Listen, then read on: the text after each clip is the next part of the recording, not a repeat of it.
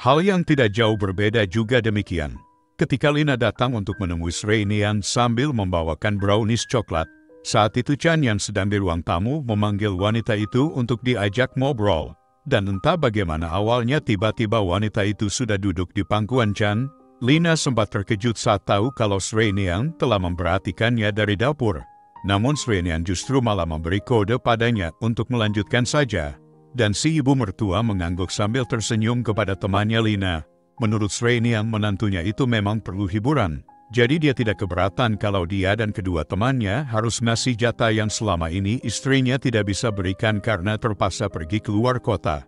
Dan dalam beberapa hari setelah itu, malah jadi bergantian ya antara Sreinian, Lina dan Sarin yang melayani pria lumpuh tersebut. Halo, selamat datang di channel kami. Hari ini kita akan kembali membahas kejadian-kejadian nyata yang mengerikan yang terjadi di dunia ini. Cerita kali ini datang dari kota Siem Reap, Kamboja. Di sana ada konflik rumah tangga yang sayang untuk dilewatkan kisahnya. Bagaimana cerita selengkapnya tentang kasus yang satu ini? Langsung saja kita bahas lebih dalam.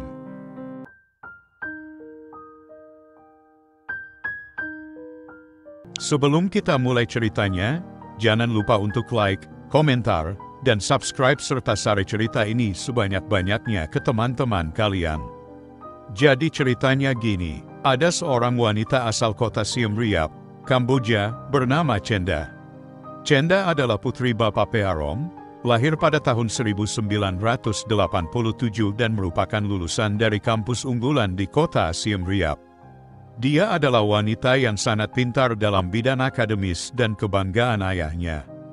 Sebenarnya Chenda ini memiliki seorang kakak, namun sayang kakaknya itu harus pergi untuk selamanya karena sakit parah. Jadi Chenda ini bisa dibilang sebagai anak tunggal. Bapaknya juga seorang duda, selalu menempatkan pendidikan sebagai prioritas nomor satu. Pada tahun 2013, Pak Pearom menikah lagi dengan seorang perempuan yang hobi kumpul dan arisan dengan ibu sosialita, bernama Sreinian, yang cukup pintar dalam mengurus rumah tangga. Pandai membuat masakan lezat yang bikin keluarga betah makan di rumah. Pada tahun 2014, Pak Pearom meninggal dunia karena sakit ginjal, meninggalkan Chenda yang bekerja pada sebuah hotel besar yang ada di kota Siem Reap.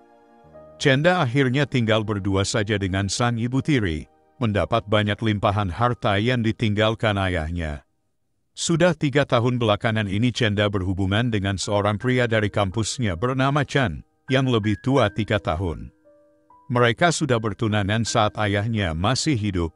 Chan adalah seorang pekerja keras yang sejak kecil tinggal di rumah pamannya karena sebatang kara, yatim piatu. Kedua orang tuanya meninggalkannya karena kecelakaan saat Chan masih kecil. Hal ini juga menjadi salah satu alasan mengapa Chenda terkadang merasa sedih karena ayahnya tidak bisa menjadi wali dan menyaksikan pernikahannya. Chan bekerja sebagai pengembang perangkat keras pada perusahaan teknologi lokal, sangat rajin dan berdedikasi tinggi. Mereka merencanakan akan menikah di awal 2015 dan ini sudah menjadi rencana besar untuk bisa direalisasikan. Sayangnya, pada bulan Maret tahun 2015, terjadi kecelakaan mobil saat Chan bersama teman-temannya hendak meeting ke kantor klien di luar kota. 2 orang kehilangan nyawa seketika di lokasi kejadian, begitu juga dengan Chan, beruntung hidupnya masih tertolong. Akhirnya hanya dia yang selamat dari tragedi mengerikan itu, namun kenyataan perih harus diterimanya, kaki Chan mengalami gangguan yang membutuhkan perawatan intensif di rumah sakit. Pernikahan yang harusnya dirayakan pada bulan April pun terpaksa diundur dengan susah payah karena undangan sudah sempat disebarkan. Dalam beberapa bulan tidak ada perkembangan, dan ini membuat rencana pernikahan maju mundur. Sang ibu tiri, Sreinian, menyuruh untuk tetap melanjutkan saja pernikahannya, dengan alasan pengobatan bisa dijalani setelah menikah. Menurutnya, tidak seharusnya Chenda membatalkan pernikahan hanya karena Chan mengalami kesulitan berjalan. Akhirnya, setelah pikir panjang dan diskusi lama, dengan keraguan yang terkhusus pada awal tahun 2016 nanti, Chenda akan ditugaskan selama 2 bulan ke kota lain oleh perusahaannya, tepatnya ke kota Battambang untuk mengurusi persiapan hotel yang segera akan dibuka. Maka, Diadakanlah acara nikah sederhana di bulan Oktober tahun 2015 saat Chenda berusia 28 tahun dan suaminya 31 tahun, meskipun Chan masih belum bisa berjalan kala itu. Sementara itu, untuk masa pengobatan yang dijalani Chan cukup rumit dan memakan waktu lama. 2 bulan setelah pernikahannya, Chenda merasa ragu untuk berangkat ke Battambang. Ia takut dianggap tidak berperasaan karena suaminya sedang dalam kondisi perawatan dan kesusahan, sementara dirinya nekat berangkat dinas ke luar kota.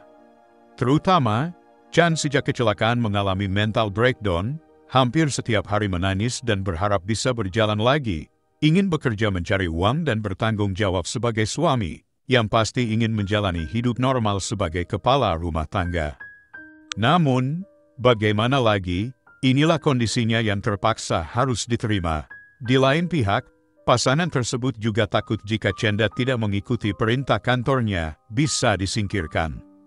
Integritas, loyalitas, dan kinerja benar-benar diuji di sini. Kalau dia tidak bisa diandalkan, mungkin karirnya bisa terancam.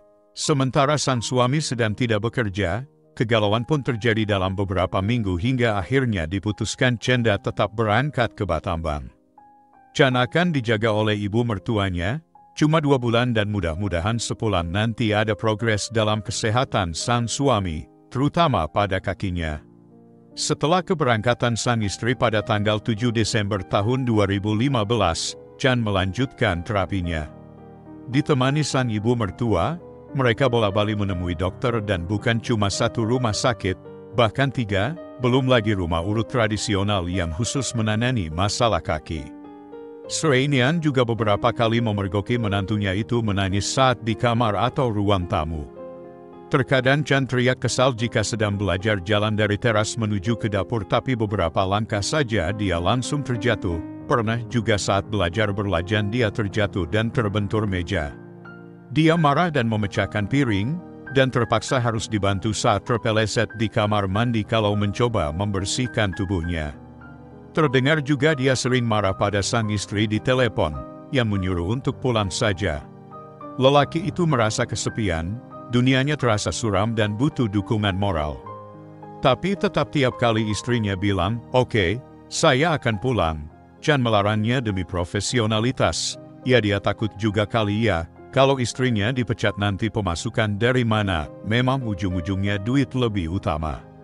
Maka, pada pertengahan Januari, sang ibu mertua mengajak Chan ke sebuah tempat karaoke bersama ibu-ibu arisannya untuk bisa sedikit melepas rasa jenuhnya. Siapa bilang orang lumpuh tidak boleh senang-senang?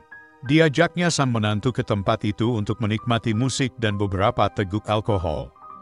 Diperkenalkan juga dengan 2 orang teman bernama Sarin dan Lina, yang justru wanita ini awalnya yang memberi ide untuk membawa Chan ke situ. Dia mengerti kok betapa stres pria tersebut dengan kondisinya, tapi jangan habiskan umurmu dengan menyesali semua katanya. Dokter sedang berusaha dan butuh waktu. Mending senang-senang saja dan cari teman yang bisa diajak ngobrol, joget, dan nyanyi bareng sambil menunggu istrinya balik dari luar kota. Hari-hari selanjutnya, Chan sering menanyakan pada sang mertua tentang Sarin dan Lina. "Suruh mampir dong, mereka enak buat diajak ngobrol." Akhirnya mau juga ya wanita berusia 55 tahun dan 43 tahun itu ke sana, dan mereka berempat ngobrolin banyak hal. Sarin, Lina dan Sreinian sudah kenal selama 10 tahun dan ketiganya dulu memang suka karaoke sebelum Sreinian menikah dengan bapaknya Chenda. Sarin merupakan janda dan sudah punya 5 cucu, namun orangnya suka kebebasan. Dia punya duit dan suka melakukan apapun yang diinginkan tanpa mau dilarang sama anak-anaknya. Sedangkan Lina suaminya bekerja di pelayaran dan pulangnya bisa 1 tahun sekali. Anak-anaknya sudah besar dan ada asisten yang membantu mengurus segala kebutuhannya di rumah.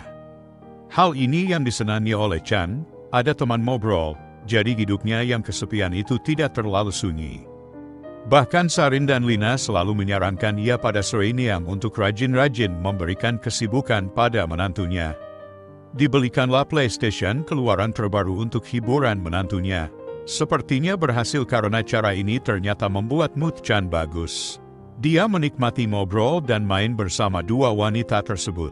Kalau sudah capek baru tidur, jadi tidak ada waktu untuk merenungi nasib dan menangis. Bahkan sore inian, Lina dan Sarin beberapa kali yang menolak panggilan telepon untuk Chan jika istrinya menghubungi. Soalnya, kalau terima telepon dari Chenda, Chan suka merengek dan sedih, bilang kangen, ngeluh tidurnya kesepian, kapan pulang, dan tiba-tiba sudah keluar saja air matanya. Makanya mending gak usah nerima telepon dulu deh dari istrinya supaya aman. Pada tanggal 9 Februari tahun 2016, saat dibantu untuk buka pakaian menjelang mandi, tiba-tiba Chan menarik tubuh mertuanya dan mencaplok bibir wanita tersebut dengan sangat brutal. Sontak hal itu membuat sang ibu mertua kaget, namun dia membiarkan dan tidak ditolak, mungkin karena kondisi mereka sedang sama-sama kesepian dan haus sentuhan. Kenyataannya, ini membuat kedua sejoli tersebut tenggelam makin dalam dan berhasil melepas gairah yang selama ini terpendam. Chan merasa mertuanya justru lebih perhatian dibanding sang istri, telaten mengurus kebutuhan sehari-hari. Makanya dia garap bibir mertuanya sebagai tanda terima kasih karena telah mengurusinya, semenjak ditinggal kerja istrinya selama 3 minggu. Bahkan, hal ini juga terjadi keesokan paginya. 2 hari kemudian, saat Sarin mampir ke sana, Chan tiba-tiba menarik tangan perempuan itu, mencium lengannya, dan menarik tubuh Sarin mendekat, dan memangkunya. Gak sempat berkata apa-apa, sahabat mertuanya tersebut sudah ditungganginya, dan mereka main di sofa ruang keluarga sambil menonton televisi. Hal ini dilihat juga oleh Bu Sreinian, tapi dia diam saja, dan hanya tersenyum kecil dari kejauhan. Dia merasa menantunya memang butuh penyegaran dan sudah waktunya olehnya dikeluarkan. Jauh dari istri, pasti keinginannya sudah gak terbendung banget, harus dikeluarkan biar nggak stres dan pening kepala.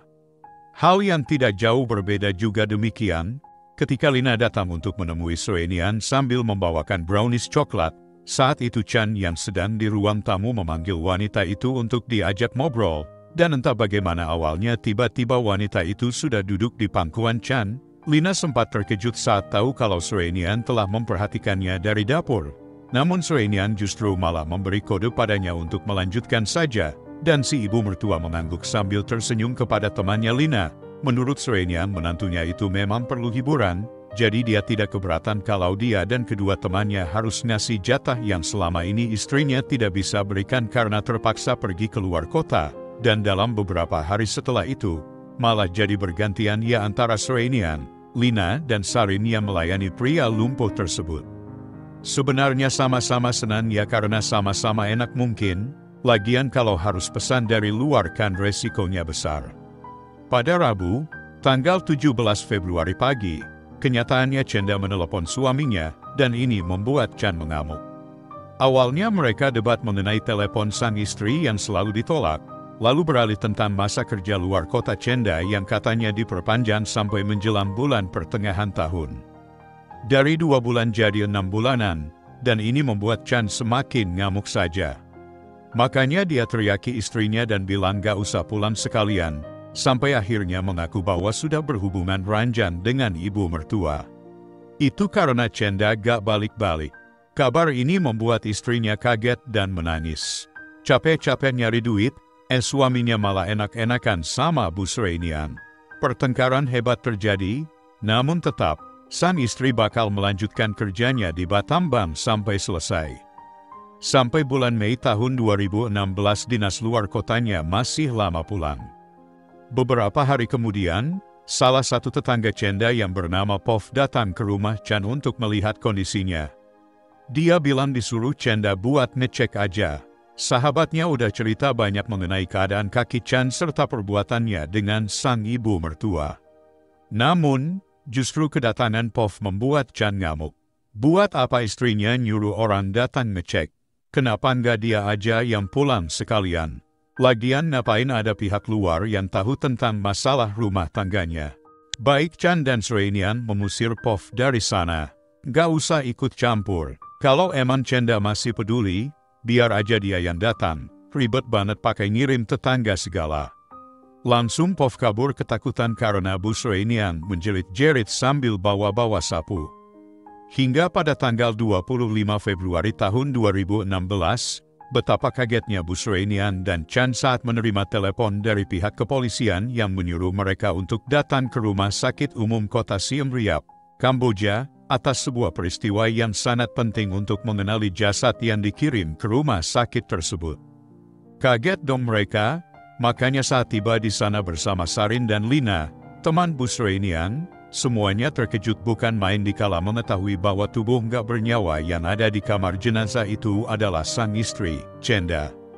Berdasarkan keterangan pihak penyidik, wanita berusia 29 tahun tersebut telah bertengkar dengan selingkuhannya di penginapan transit di pinggiran kota Siem Reap. Si lelaki menghabisinya dengan cara menjerat lehernya. Sekarang, pria yang diketahui bernama Visal, yang notabene adalah teman satu kantor Chenda sendiri, dia bekerja sebagai satpam atau petugas keamanan, yang akhirnya dia diamankan oleh pihak yang berwajib. Sementara itu, kejadian ini sangat mengagetkan pihak keluarga, terutama Chan yang mengira bahwa dia saja yang berdosa selama ini, karena sudah ada main dengan ibu mertua dan kedua teman mertuanya, sampai-sampai Chan membuat pengakuan sama Chenda karena merasa bersalah. Kenyataannya sang istri pun telah berbohong besar. Dari sini juga terungkap kebenaran bahwa Chenda tidak pernah ditugaskan di luar kota, ke negara Battambang. Semua bohong, dan yang benar adalah wanita tersebut memiliki hubungan rahasia sejak setahun terakhir dengan lelaki sekantornya bernama Visal, berusia 44 tahun, yang sudah punya 4 orang anak. Dulu satpam itu sempat berjanji akan menceraikan istrinya dan menikahi Chenda, tapi tidak pernah terwujud. Makanya dilanjutkan ya hubungan dengan Chan serta menikahinya, meskipun lelaki itu lumpuh dan cuma menjadi beban hidup. Diketahui sejak awal Januari tahun 2016, yang katanya mau keluar kota. Sebenarnya, Chenda masih di kota Siem Reap dan menyewa sebuah kontrakan kecil untuk bisa sering-sering bertemu dengan Visal. Bahkan, dirinya masih berangkat ngantor. Tapi karena memang suami dan ibu tirinya tidak pernah mengecek dan juga percaya dengan drama merantau ke kota Battambang, jadi mulus rencana mereka. Dikatakan Chenda sengaja tinggal di rumah sewanya sebab malas untuk merawat sang suami yang lumpuh dan tidak bisa berjalan itu. Dia tidak terlalu cinta sama Chan dan berharap bisa ketemu tiap saat dengan Visal. Dia gak bisa move on dan udah ketagihan dengan sosis jumbo kepunyaan si satpam kantornya. Bahkan, untuk meyakinkan aksinya, sang tetangga Pov pun kena tipu. Dia suruh wanita itu mengecek Chan setelah ngaku berhubungan dengan ibu Srainian. Soalnya Chenda kan lagi pura-pura di luar kota, jadi tidak bisa pantau. Bahkan, Pov pun seringnya katanya dikirimi foto-foto situasi kota Battambang yang ternyata diambil Chenda dari Instagram. Menurut keterangan sang pengacara Srey yang mewakili Visal, hubungannya belakangan ketahuan oleh istri dan adik iparnya yang mengancam akan melaporkan pada polisi. Makanya lelaki itu niat benar-benar putus dari Chenda. Rumah rahasia yang disewa sudah ketahuan oleh sang istri. Akhirnya sering ketemu dan tidur di penginapan transit. Di malam peristiwa terjadi pertengkaran hebat saat ketahuan bahwa Chenda sudah mengandung anak dari hasil hubungannya dengan sang satpam. Pria itu bilang belum tentu itu anaknya, bisa saja benih suaminya Chan. Namun, Chenda bersikuku itu adalah benih Visal dan wajib lelaki itu mau menikahinya. Dia rela meninggalkan Chan asalkan Visal janji kawin. Tapi tetap saja ditolak oleh satpam itu, yang lebih memilih istri dan keempat anaknya hingga terjadi perkelahian. Bahkan, Chenda mengancam akan mengadukan sama adik ipar Visal yang seorang tentara dan terkenal galak mengenai kehamilannya. Visal ketakutan, makanya menyerang serta menjerat leher Chenda yang dia anggap semakin menjadi racun dalam hidupnya, sampai benar-benar hilang nyawa perempuan itu. Selain kaget atas perbuatan istrinya, sebenarnya Chan juga malu saat Pov memberi keterangan di pengadilan tentang hubungannya dengan ibu Srainian, Lina dan Sarin. Dia mengaku menyesal dan semua yang terjadi sangat di luar kendali. Dirinya rapuh, istrinya jauh, kakinya lumpuh, dan berbagai gejolak yang muncul, meminta maaf pada siapapun atas kesalahan ini dan juga telah melepas kepergian istrinya dengan ikhlas. Memang apa yang dilakukan Chenda adalah jahat, namun dia pun tidak sebersih itu. Mungkin ini sudah jalan nasibnya. Hal yang serupa juga diungkapkan oleh Sreinian, Lina, dan Sarin. Mereka mengaku hilaf dan berjanji tidak akan mengulangi hal yang serupa. Sampai pada hasil keputusannya pada akhir September tahun 2016, hakim dan juri di Pengadilan Tinggi Wilayah Kota Siem Reap menyatakan bahwa Faisal bersalah dengan sengaja menghilangkan nyawa Chenda serta sanksi atas hubungan gelap mereka selama ini. Satpam berusia 45 tahun tersebut dijatuhi hukuman penjara seumur hidup dan tanpa boleh bebas sampai kapanpun. Dirinya kemudian dicerai oleh sang istri dan tidak boleh menjumpai anak-anaknya. Sementara Ibu Sreinian, Lina dan Sarin juga terkena sanksi perbuatan tercela dan dihukum masing-masing 2 bulan penjara. Sebenarnya, Chan juga menerima hukuman ini.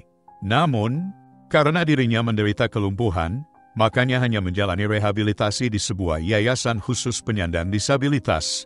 Tempat ini yang kemudian menjadi rumah baginya setelah ditinggal pergi mendiang istrinya dan mulai gabung menjadi tenaga pengurus di situ juga. Apa pelajaran yang bisa kita ambil dari kisah ini?